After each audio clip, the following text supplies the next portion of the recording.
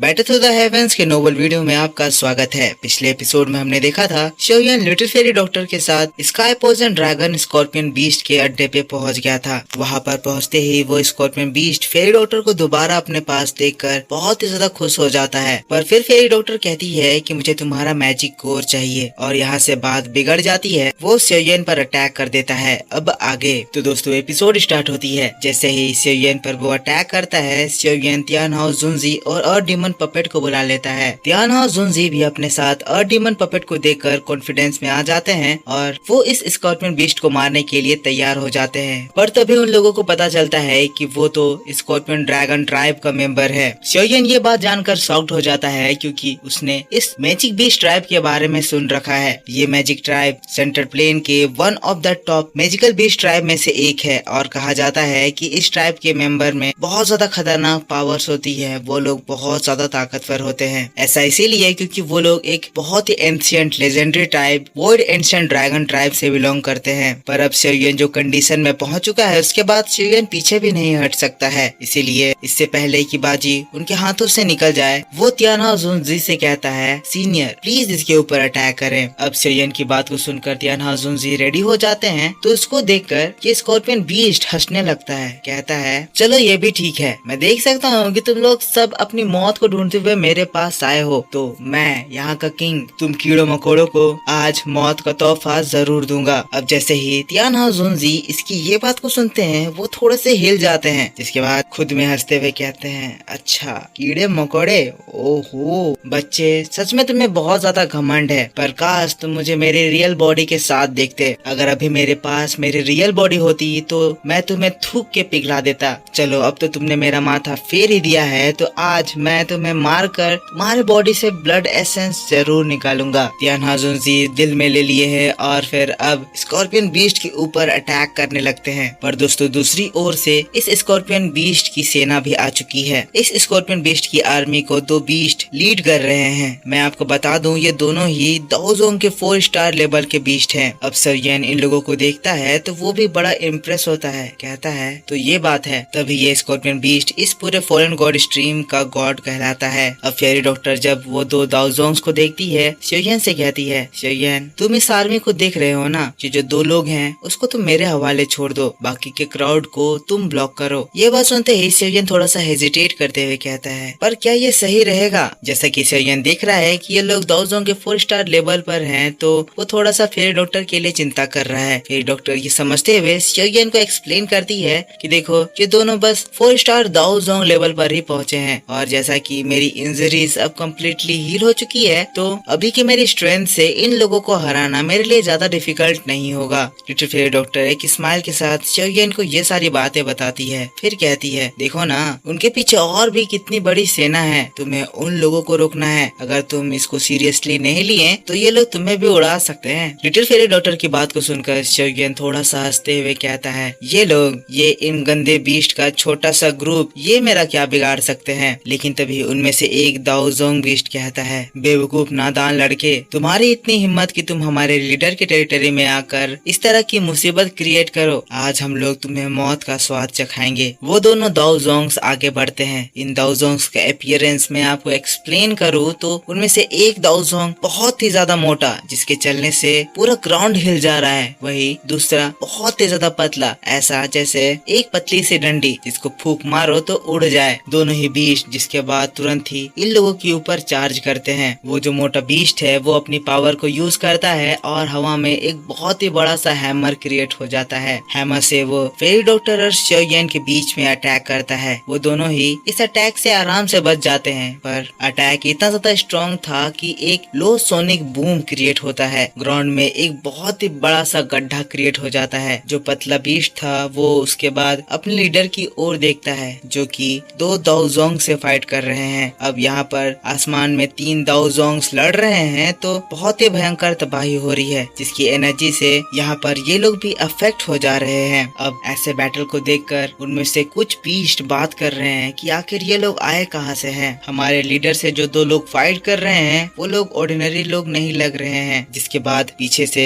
उन बीस्ट का ग्रुप भी शोयन के ऊपर हमला कर देता है। लिटिल फेरी डॉक्टर तुरंत ही शोयन को अलर्ट करते हुए कहती है कि शोयन ध्यान दो, ये स्कॉर्पियन बीस्ट अपने बीस्ट आर्मी के पोइजन एट्रीब्यूट का यूज करता है, जिससे वो अपनी पावर को एम्पलीफाई कर लेता है। तुम्हें इन लोगों को इनके लीडर से दूर रखना है और इन लोगों का ग्रुप बनने नहीं देना है। लिटिल फेरी डॉक्टर अब उन दो दाओजोंग से फाइट करने में इन्वॉल्व हो चुकी है। पतला वाला बीस्ट कहता है, लिटिल गर्ल, लगता है तुम्हें मरने की बहुत ज्यादा जल्दी है। तुम ये मत सोचना कि तुम एक लड़की हो तो मैं तुम्हारे ऊपर दया दिखाऊंगा। वो पतला बीस्ट और मोटा बीस्ट जिसके बाद दौड़ते हुए फेरी डॉक्टर के ऊपर अटैक कर देते हैं। तभी फेरी डॉक्टर की पोइजन दाव की रिलीज होती है और वो दोनों ही एक साथ जो फेरी डॉक्टर के ऊपर अटैक किए थे, फेरी डॉक्टर का अटैक आता है, उनके अटैक से टकराता है और एक झटके में ब्लास्ट। फेरी डॉक्टर की इस पावर को देखकर वो दोनों दाओजोंग्स की हालत खराब हो जाती है। वही सेओयन फेरी डॉक्टर को देखता है जो कि इस अटैक को करने के बाद बिल्कुल ही रिलैक्स थी। सेओयन को समझ में आता है कि फेरी डॉक्टर इन लोगों को बहुत ही इजीली निपटा लेगी। अब ये लोग एक दूसरे के ऊपर अटैक करे जा रहे हैं। फेरी डॉक्टर उन दाओजोंग्स के अटैक को डिस्ट्रॉय कर दे रही है, पर जैसे ही फेरी डॉक्टर अटैक कर रही है, इन दोनों की हिम्मत नहीं हो रही है कि ये फेरी डॉक्टर के अटैक को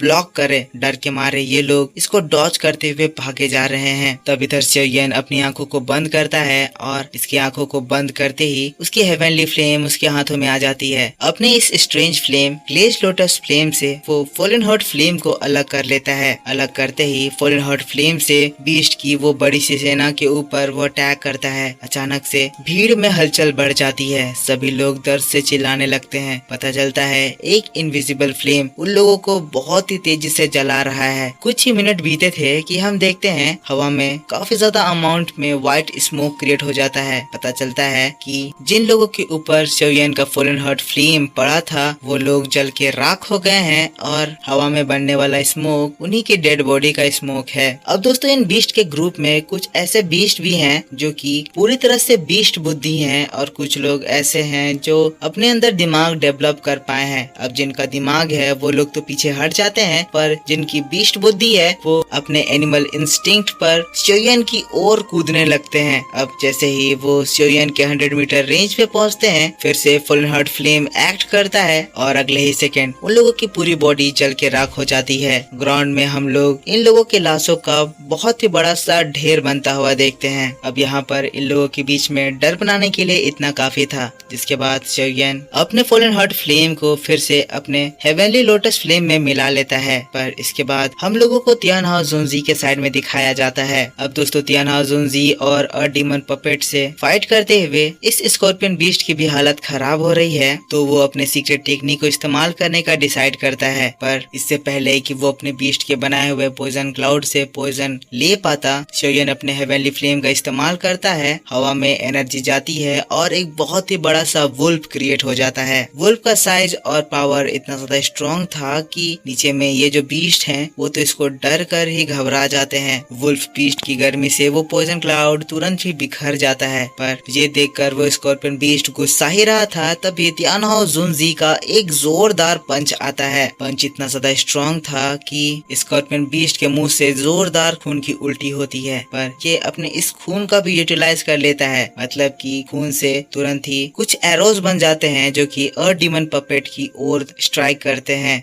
डीमन पपेट जो कि स्कॉर्पियन बीस्ट की ओर बढ़ रहा था, बिना कोई डर के उन अटैक से टकराता है और उसको आराम से झेल लेता है। फिर स्कॉर्पियन बीस्ट के ऊपर एक जोरदार पंच। अब दोनों तरफ से मार खाने के बाद ये स्कॉर्पियन बीस्ट बौखला जाता है, चिल्लाते हुए कहता है, बास्टर्ड्स, आज ये किंग तुम लोगों को यहाँ से जाने नहीं देगा। जिसके बाद वो अपने कुछ हैंड साइंस करता है और फिर अपना एक अटैक समन करता है, स्कॉर्पियन ड्रैगन स्वेलोइंग स्काई। पर जैसे ही सेओयन ये नाम सुनता है, सेओयन हंस पड़ता है, कहता है, स्काई स्वेलोइंग अटैक, तुम्हारे सपने में ऊपर में जो अटैक फॉर्म हो रहा था, सेओयन का वुल्फ उसको भी डिस्ट्रॉय कर देता है। और ये नजारा देखकर ये स्कॉर्पियन बीस्ट तो पगला जाता है। गुस्से में वो वुल्फ के ऊपर अपने टेल से हमला करता है, पर जैसे ही टेल वुल्फ के बॉडी के अंदर एंटर करता है, बॉडी के अंदर इतना ज्यादा हाई टेम्परेचर था कि उसका वो पोइजन टेल भी जल जाता है। जलते हुए वो हड़बड़ी से अपना पूंछ बाहर निकालता है। उसे बहुत ही जोरदार दर्द महसूस होती है। पर दोस्तों इस घमंडी स्कॉर्पियन बीस्ट के ऊपर फिर से एक पंच पड़ जाता है, जिससे